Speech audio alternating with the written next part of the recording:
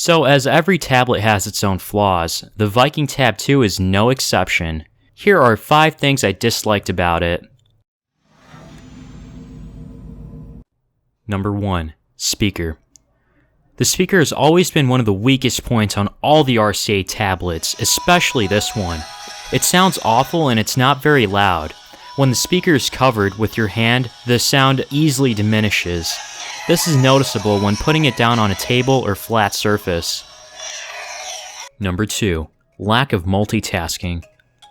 This is also a big disappointment when I can't have 2 or even 1 app running in the background.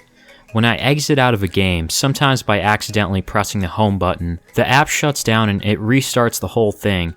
If I lock the screen while playing a game, the tablet completely turns off. Now this may have to do with the processor too, but 1 gig of RAM is just not enough these days. There could also be a slowdown when something's being downloaded in the background. Number 3. No keyboard. Its predecessor, the RCA Viking Pro, had a keyboard. I'm not sure why this doesn't. It's faster to use, has a MagnaLink connector which makes me think it's like a hybrid laptop, and I'm sure they could have included one seeing as there's only minor improvements on this tablet from last year's. Number 4. Price. During the time of this video, this tablet costs $110, while the Viking Pro is cheaper and has a keyboard. What? This makes no sense to me. Why up the price when it doesn't even have a keyboard?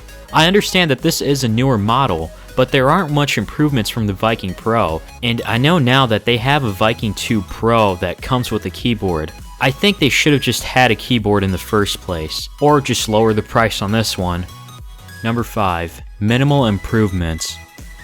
I guess while making this list has made me realize that there's really not that much of a difference from last year's Viking Pro. Same camera, front and back, screen resolution, amount of RAM, etc. Don't get me wrong, there is an improvement from last year's, but it's not that big. These are just some things to remember before buying it. What I'm trying to get at is if you have the Viking Pro, this isn't worth the upgrade. Also, if you want to see the full review, check out the link below in the description. As always, thanks for watching.